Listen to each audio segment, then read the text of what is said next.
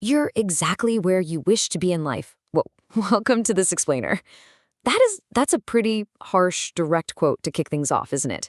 But honestly, it's exactly where we need to start today to really unpack the uncomfortable reality about our choices, our drive, and, why we just so often fall short of our own expectations. Today, we're exploring a truly visceral, super thought-provoking text called The Sovereignty of Will and the Internal Battle. So why is it so incredibly hard to fundamentally change your life? Well, today we're going to take a structured deep dive right into the raw mechanics of willpower, the totally inescapable nature of conflict, and those sneaky modern distractions that are literally draining our potential day in and day out. Okay, let's jump straight into section 1, the hard truth, the illusion of discomfort. We constantly tell ourselves we're desperately unhappy with our current situation, right? But the source material absolutely challenges that whole narrative.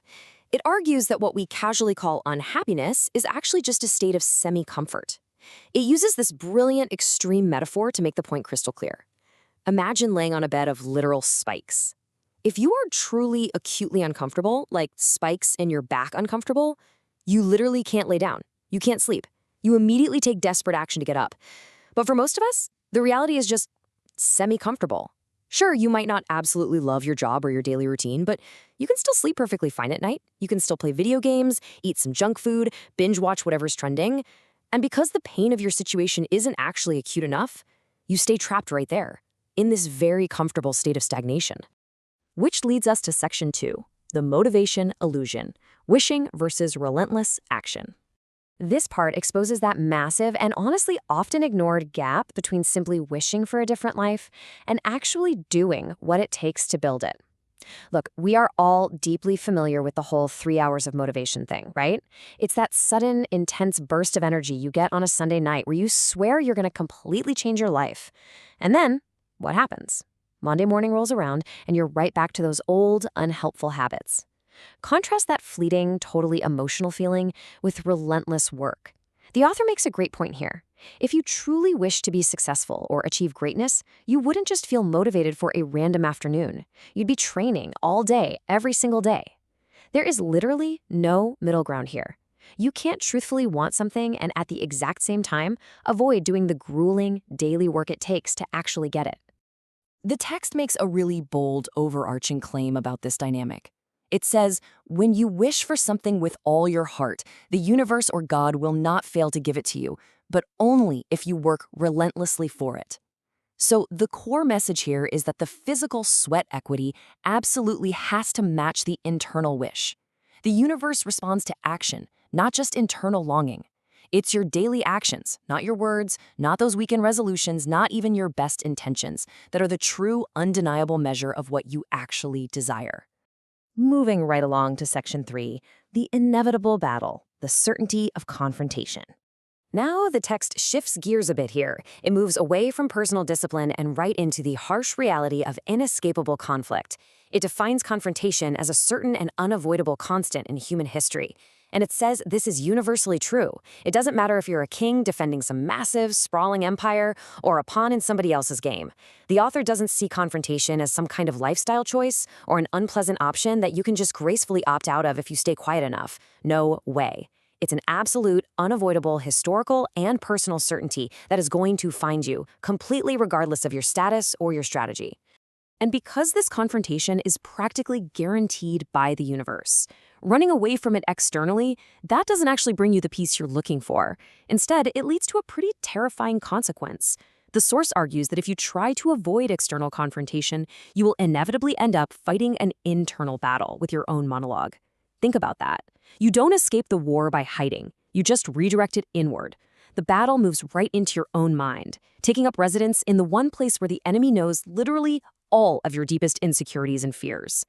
This brings us to section 4, the fire inside, distraction and self-destruction.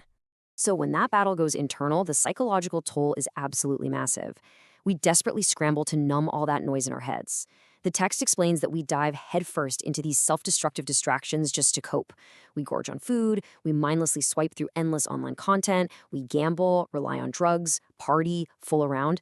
It just becomes this rapid, overwhelming barrage of artificial noise, and it's designed specifically to drown out our own internal monologue. And the tragic irony the text highlights here, people wonder why they end up chronically anxious or deeply depressed, totally unaware that these modern habits are really just the agonizing symptoms of a spirit trying its absolute hardest to avoid the real fight. The source material frames this whole psychological dynamic with a really intense metaphor about a fire inside every man. According to the text, you are faced with a stark binary choice.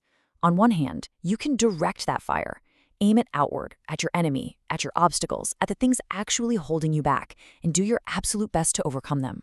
Or, on the other hand, if you hold back out of fear and try to suppress it, you will self-immolate. You let that unspent aggressive energy just burn inside, and it will slowly eat you alive. Avoided conflict doesn't just mysteriously disappear. It inevitably turns toxic to your own well-being. The author summarizes this tragic psychological loop perfectly with this quote. The cowardice that you feel that prevents you from engaging the enemy is the biggest betrayal, because now you're just engaging yourself. Seriously, let the weight of that sink in for a second. Avoiding the external struggle is not a victory. It's not some clever path to safety or a peaceful life.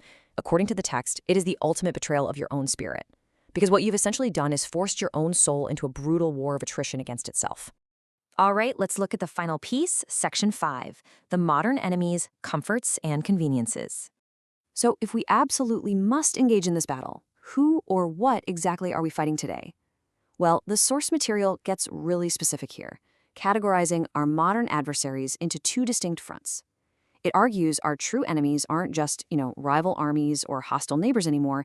They are the very comforts we've meticulously created for ourselves.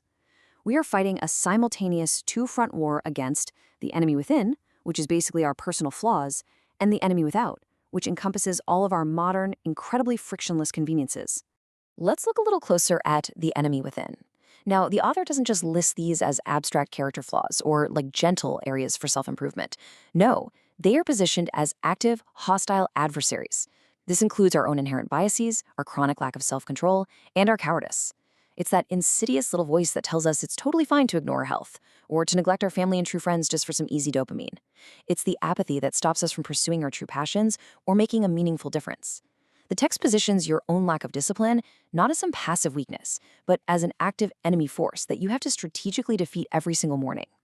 And then, of course, we face the enemy without. The text defines this as absolutely anything external that deliberately drains your attention and your vital energy. It's the smartphone constantly buzzing in your pocket, it's the endless consumption of digital media, and this modern demand for constant, inescapable connectivity. It even points to the exhausting theater of divisive politics, the fact that we have endless entertainment literally at our fingertips 24/7, and the totally friction-free ease of online shopping.